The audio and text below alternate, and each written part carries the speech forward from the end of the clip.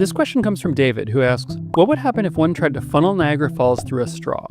The short answer is, one would get in trouble with the International Niagara Committee, the International Niagara Board of Control, the International Joint Commission, the International Niagara Board Working Committee, and probably the Great Lakes St. Lawrence River Adaptive Management Committee.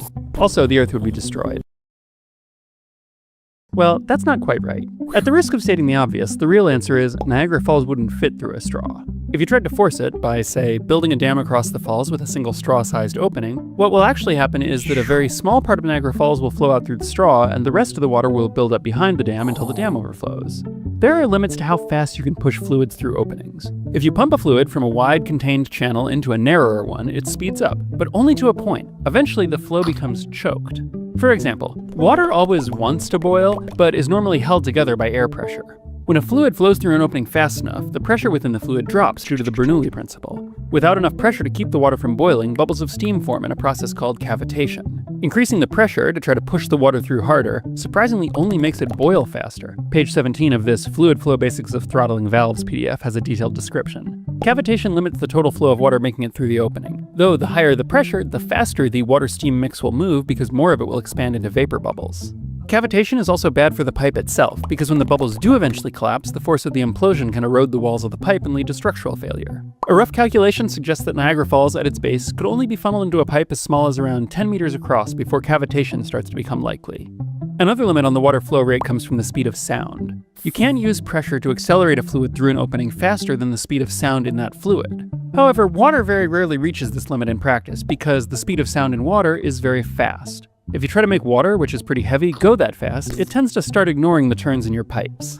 So how fast does Niagara Falls need to go to fit through a straw? This is easy to figure out. All we need to know is the flow rate over the falls and how much area it needs to fit through.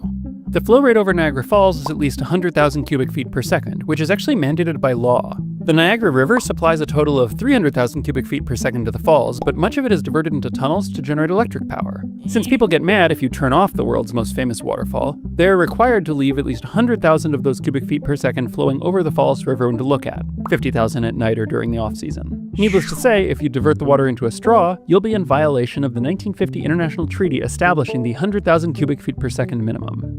A typical straw is about 7 millimeters in diameter. To find out how fast the water flows, we just divide the flow rate by that area.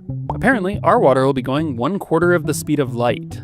On the plus side, we don't have to worry about cavitation anymore, because at those high energies, everything's a plasma, and the concepts of boiling and cavitation don't even apply. Instead, the water molecules will be causing all kinds of exciting nuclear reactions. On the downside, no machine could actually accelerate that much water to relativistic speeds. Particle accelerators can get things going that fast, but they're typically fed from a small bottle of gas. You can't just plug Niagara Falls into the accelerator input. Or at least if you could, the scientists would get awfully mad.